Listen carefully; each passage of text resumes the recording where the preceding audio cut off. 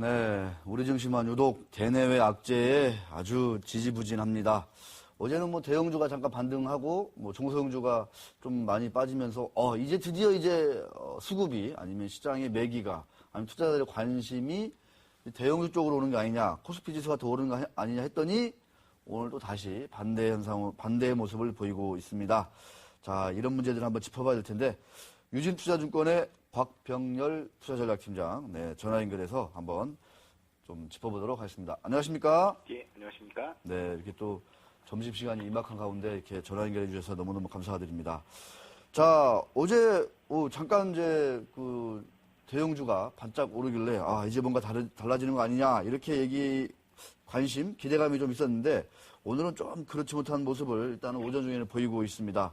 향후 좀 중요한 게 이제 외국인 비롯해서 수급일 텐데 외국인 오늘은 좀 현물 선물 매도하고 있습니다. 향후 좀 어떻게 좀 전망을 하고 계십니까?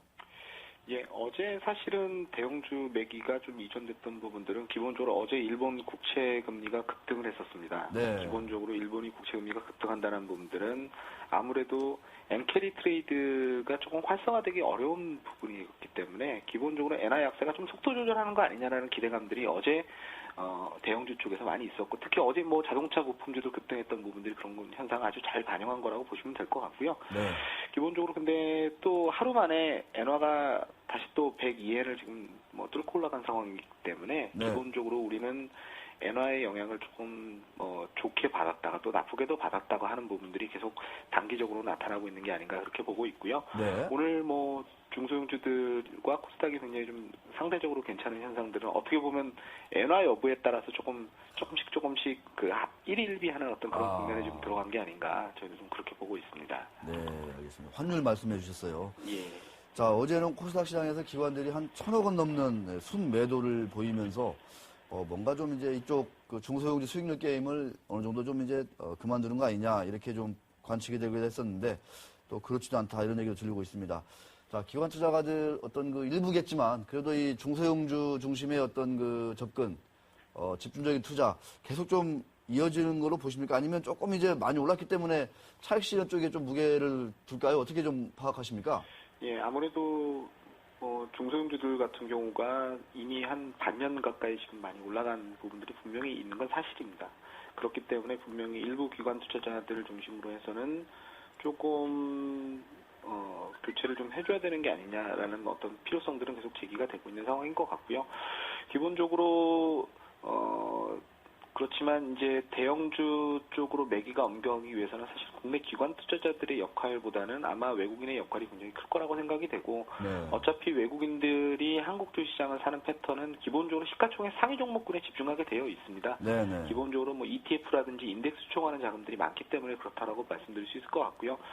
지금 6월까지는 어쨌든 뱅가드 이슈 때문에 외국인들 수급이 조금 막혀 있다라고 본다라고 하면은 6월 이후 국면에서 기본적으로는 외국인들이 조금 들어오게 되면은 아무래도 대형주에 대한 매기가 점차적으로 옮겨가려는 거 아니냐라는 어떤 그런 기대 심리는 분명히 있는 것 같습니다. 네, 그렇습니다. 어떤 당분간은 뭐 엔저의 어떤 그 강도라든가 그 세기라든가 이런 것들에 따라서 좀 외국인 수급도 영향을 받을 수 있고, 그에 따라서 대형주, 중소형주 간의 어떤 그 차별화, 뭐 쏠림 이런 것들이 좀 나타날 수 있다 이렇게 좀 말씀을 하고 계십니다. 조금 전에 이제 그 발표가 된 내용 있지 않습니까? 제가 이제 중소형주 어떻게 접근할 것인가 이런 거 관심 갖다가 오늘 이제 벤처 활성화 대책 이제 정부가 발표했거든요. 그래서 5년 동안에 뭐 벤처기업 활성화 위해서 3조 원 정도의 자금을 지원하겠다 뭐 이렇게 하면서 M&A도 활성화시키겠다 이런 얘기 했었는데, 이런 것들이 전반적인 지금 경제민주화 이런 거 맞물려가지고 코스닥 시장을 그동안 이끌어온 어떤 하나의 그 축이 될 텐데, 동력이 되어 왔는데, 앞으로도 좀 새 정부 들어서 이 코스닥 시장, 어떤 벤처 기업들 더 좀 관심이 좀 하다는 얘기들이 많은데, 어떻게 판단하세요? 그 부분은? 예, 기본적으로 뭐 어느 정도 올라간 상황에서 본다라면 부침은 있을 수 있을 겁니다. 모든 주식시장이라는 게 뭐 어느 정도 수익을 낸다면 분명히 차익 실현 욕구가 커질 수 있는 부분이기 때문에 기본적으로 아마 부침은 있을 수 있겠지만 지금 말씀하신 거대로 정권 초고 그리고 이번 정권의 주연 화두가 기본적으로 경제 민주화라든지 중소기업을 육성하고자 하는 의지들이 계속해서 좀 강조가 되는 부분이기 때문에 이런 부분들은 비단 현 정부뿐만 아니라 과거 정부에도 임기 초반부에는 사실은 중소형주 강세 현상이 일반적으로 있었습니다. 특히 임기 2년 차에 그런 현상들이 잘 나타나고 있거든요. 이런 네. 부분들은 기본적으로 임기 초반에 신성장 동력 지정이라든지 중소기업 육성 정책들이 많이 투여가 되는 부분들이기 때문에 특히 1년차 후반에 많이 나오는 부분들이기 때문에 그런 부분을 잘 반영했다라고 생각이 되고요. 그런 맥락에서 본다라고 하면 중소형주 같은 경우는 기본적으로는 적어도 지금부터 내년까지도 좋은 그림이 나올 가능성들이 있고 다만 단기적으로는 많이 올랐다는 부분들이 일단은 부담은 있는 상황이다 이렇게 보시면 좋을 것 같습니다. 네, 그렇습니다. 자, 대형주, 요새 대형주들이 낙폭과대로 많이 오른다. 일부 건설주들, 그런 얘기도 많이 나오고 있고, 자동차주도 그동안에 많이 빠졌다. 이제는 좀 관심을 가져야 된다. 이런 얘기 있습니다. 자, 대형주 중에 좀 유망한 업종, 어떻게 좀 제시하고 계신지요? 예, 기본적으로 지금 어떻게 보면 정답을 좀 얘기해 주신 것 같습니다. 만약에 네. 저희들이 아마 7월 중에 이제 일본이 참여연 선거가 있지 않습니까? 네. 그래서 아마 7월 참여연 선거까지는 엔저 기조가 아마 현 수준 정도는 최소한 유지가 될 겁니다, 아마. 네. 선거를 앞두고 있는 상황이기 때문에 그때까지는 엔저의 악영향을 받는 국면이라고 보시겠지만 그 이후 국면부터는 조금 선거가 지나고 나서는 엔저가 그래도 모멘텀은 기존보다는 좀 약화될 가능성이 저희들은 좀 있다고 보고요.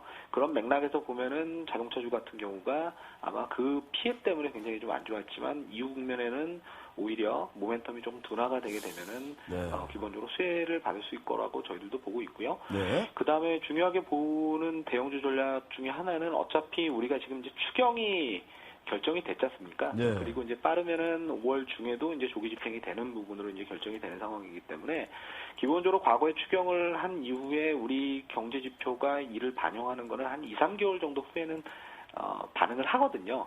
그러니까 지금 당장은 우리 내수 경제 지표들도 굉장히 어렵지만 기본적으로 8, 9월 정도가 되면은 생각보다 내수 경제가 추경의 영향을 받는 부분들이 나올 가능성들이 있습니다. 그런 네. 맥락에서 보면은 지금 말씀하신 건설이라든지 그리고 일부 금융주들, 증권도 그렇고 은행도 그렇겠죠. 그리고 일부 유통주들, 백화점주들 같은 경우가 기본적으로 추경의 영향 때문에 올 여름을 기점으로 해서는 기본적으로 내수 민감주들 같은 경우가 움직일 가능성이 저도 있다라고 생각이 되고요. 네. 더군다나 한 7월 중에 혹시나 기준금리 인하가 한 번 정도 더 단행이 되면은 훨씬 더 탄력을 받을 수 있다라고 보고 있습니다. 그래서 그런 맥락에서 보면은 지금 말씀해주신 섹터 같은 경우도 지금 국면에서는 한번 접근을 천천히 해보시는 것도 괜찮지 않나 이렇게 권해드리고 있습니다. 자, 끝으로 아까도 이제 제가 말씀드렸는데 지금 전 세계적으로 보면은 인도를 뺀 브릭스, 그 다음에 이제 이 코스피 지수가 가장 좀 이렇게 지지부진한 모습을 보이고 있는데, 자, 마지막 질문 드릴게요. 사실 관심이 참 많을 텐데, 디커플링 해도 될 거다, 이런 얘기도 참 많았었는데, 어떤 게 좀 계기가 되어야 이런 것들이 좀 이루어질 것 같긴 한데, 언제, 어떻게 좀 이런 갭 해소라든가, 이 디커플링이 좀 완화될 수 있는 건지, 그에 대한 좀 아이디어라든가 고민, 어떻게 좀, 하고 계십니까? 예, 오늘 제가 사실 몇 가지 단서를 좀 드렸습니다. 네. 일단은 엔저가 어느 정도 기존의 모멘텀이, 그러니까 모멘텀이라는 게 기본적으로는 제가 봐서는 기울긴 것 같습니다. 속도가 이제보다는 조금 약해진다라는 느낌이 시장에 어느 정도 좀 인식이 돼야 되는데 그게 제가 생각했을 때는 일본의 7월 참여연 선거 전후라고 생각이 됩니다.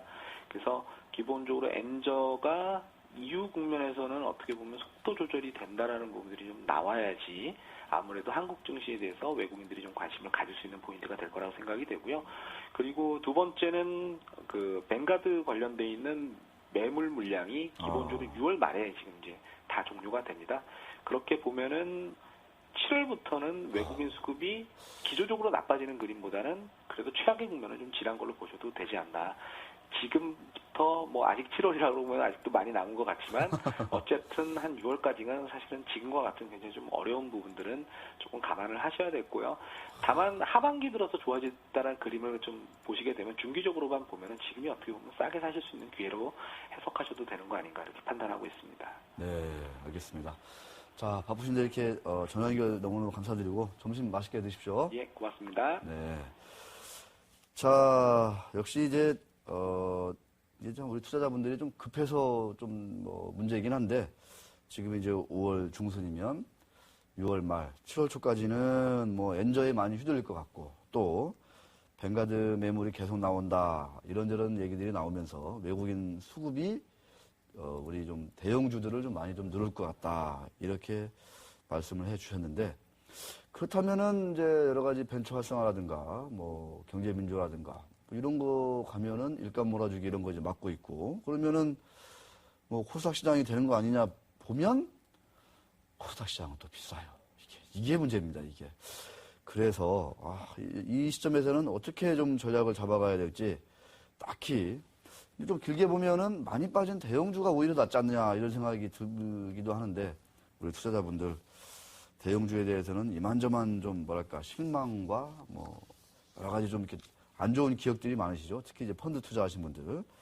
자, 그런 것들 때문에 또 대형주들이 힘을 못 내는 것 같고. 하지만 주식시장은 그 실적대로 가기 마련이다. 이런 또 뻔한 말씀을 드리면서, 자, 종목 탐험에서 바로 그런 고민에 대해서 한번 공유해보는 시간을 갖도록 하겠습니다.